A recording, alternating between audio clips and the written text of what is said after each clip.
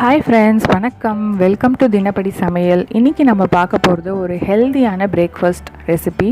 இது பேர் என்னென்னா பழையது. ஆமாங்க, நம்ம பழைய சாதம் தான். இந்த பழைய சாதம் பண்ணுறது இப்போ கொஞ்சம் கம்மியாக இருக்குதுன்னு நான் ஃபீல் பண்ணுறேன். நம்மளோட பெரியவங்கள்லாம் இன்னும் கூட சில பேர் அதை ஃபாலோ பண்ணிட்டு தான் இருக்காங்க.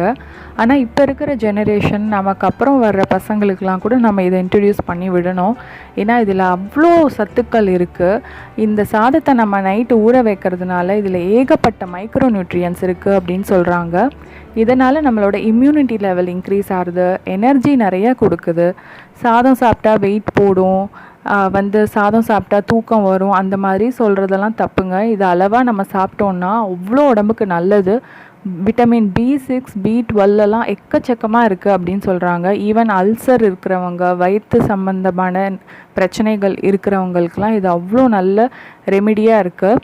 இது ஒன்றும் இல்லைங்க, முதல் நாள் நைட்டு நம்ம வடிக்கிற சாதம் இருக்கு இல்லையா, அந்த சாதத்தில் ஆற வச்சுட்டு, அதாவது மீந்து போன சாதம் சொல்லுவோம் இல்லையா, அந்த சாதத்தில் நம்ம ஃபுல்லாக முழுகிற அளவுக்கு தண்ணி ஊற்றி வச்சிடணும். அடுத்த நாள் காத்தால் பார்த்திங்கன்னா அந்த தண்ணி அவ்வளோ நல்ல சத்து இருக்குது, அதனால் அது எரிய வேண்டாம். அந்த தண்ணியை நம்ம கொஞ்சமாக மோர் விட்டு அதை அப்படியே மோர் குடிக்கிற மாதிரி குடிச்சிக்கலாம்.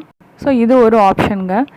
இது நம்ம இந்த மாதிரி மோராகவும் குடிக்கலாம். அப்படி இல்லைன்னா அந்த தண்ணியை நம்ம எடுக்காமல் அப்படியே மீதி சாதம் இருக்கு இல்லையா, அந்த சாதத்துலேயே பிசைஞ்சு அப்படியே கூட சாப்பிட்லாம். இப்போ இந்த சாதம் மீந்த சாதத்தில் நம்ம நல்லா கையெல்லாம் வாஷ் பண்ணிவிட்டு இதை நல்லா பிசையலாம். கல் உப்பு போட்டுக்கோங்க. இதில் நம்ம பொடி உப்பு யூஸ் பண்ணுறதோட கல் உப்பில் அவ்வளோ நல்ல சத்துக்கள் இருக்குது, அதனால் கல் உப்பே ஆட் பண்ணிக்கலாம். கொஞ்சமாக கல் உப்பு ஆட் பண்ணிவிட்டு இதை நல்லா பிசைஞ்சிக்கலாம். இப்போ பார்த்திங்கன்னா நான் ஸ்டீல் பாத்திரத்தில் தான் இதை நான் நைட்டு ஊற வச்சுருக்கேன் சாதத்தை.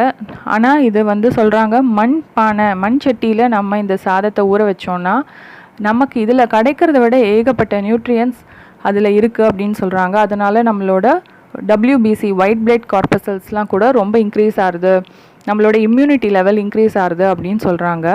அதுவும் இந்த சம்மருக்கு நமக்கு ஏற்ற பிரேக்ஃபாஸ்ட் இது தான். இது கூட நான் ஒரு 1/4 கப் அளவுக்கு தயிர் விடுறேன். தயிர் விட்டு பண்ணுறலாம், இல்லைன்னா நம்ம மோர் கூட விட்டு பண்ணலாம். இன்றைக்கி நான் தயிர் ஒரு 1/4 கப் ஆட் பண்ணிவிட்டு திருப்பி நல்லா பிசைஞ்சிக்கிறேன்.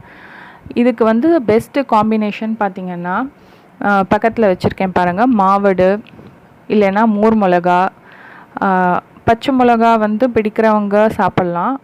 அப்புறம் சின்ன வெங்காயம். பட் என்னோடய சஜஷன் என்னென்னா, இதோட பெஸ்ட்டு டேஸ்ட் வைஸ் பார்த்திங்கன்னா மோர் மிளகா அண்டு மாவடு சொல்லுவாங்க. ஆனால் இதோட பெஸ்ட்டு ஹெல்தி ஆப்ஷன் என்னன்னு பார்த்திங்கன்னா இந்த சின்ன வெங்காயம் தான். இந்த சின்ன வெங்காயமும் இந்த பழைய சாதமும் சாப்பிட்டோன்னா அதில் சின்ன வெங்காயத்தில் இருக்கிற நல்ல குணங்களும் நமக்கு கிடைக்கும், பழைய சாதத்தில் இருக்கிற அந்த நல்ல ஹெல்தி பெனிஃபிட்ஸும் நமக்கு பூரணமாக கிடைக்கும். ஸோ இதை நம்ம அடிக்கடி நம்ம இந்த சம்மர் சீசன்லேயாவது நம்மளும் சாப்பிடுவோம், நம்ம பசங்களுக்கும் இதை இன்ட்ரடியூஸ் பண்ணி சொல்லி தருவோம், சாப்பிட வைப்போம். இந்த மோரும் நல்லாயிருக்கும் குடிக்கிறதுக்கு. இது இப்போ தான் ஆராய்ச்சியில் சொல்கிறாங்க இந்த மாதிரி இவ்வளோ ஹெல்த் பெனிஃபிட்ஸ் இருக்குன்னு. ஆனால் பாருங்கள், நம்ம முன்னோர்கள்லாம் இது அந்த காலத்தில் பழைய சாதம் சாப்பிட்டுட்டு தான் அவங்க ஆஃபீஸ்க்கே போவாங்க, ஸ்கூல் போவாங்க. ஆனால் அவங்களோட எனர்ஜி லெவல் பார்த்திங்கன்னா நம்மளதை விட எக்கச்சக்கமாக இருக்கும். அது எல்லாருக்குமே நமக்கு தெரியும். ஸோ நம்மளும் இதை விடாமல் ஃபாலோ பண்ணலாம் முடிஞ்ச அளவுக்கு. ஃப்ரெண்ட்ஸ், நீங்களும் இதை பண்ணி பார்த்துட்டு எப்படி இருக்குன்னு சொல்லுங்கள். உங்களோட ஹெல்த் இதை சாப்பிட்டோன்னே அன்னியோட எனர்ஜி லெவல் எப்படி இருந்ததுன்னு சொல்லுங்கள். தினப்படி சமையல் சேனல் பிடிச்சிருந்ததுன்னா சப்ஸ்கிரைப் பண்ண மறந்துடாதீங்க. சப்ஸ்கிரைப் பட்டன் பக்கத்தில் இருக்கிற பெல் ஐக்கானையும் ப்ரெஸ் பண்ணி விடுங்க. உங்கள் ஃப்ரெண்ட்ஸ் கூட ஷேர் பண்ணுங்கள். இன்னொரு இன்ட்ரெஸ்டிங் ரெசிபியோட நான் உங்களை சந்திக்கிறேன். பாய்.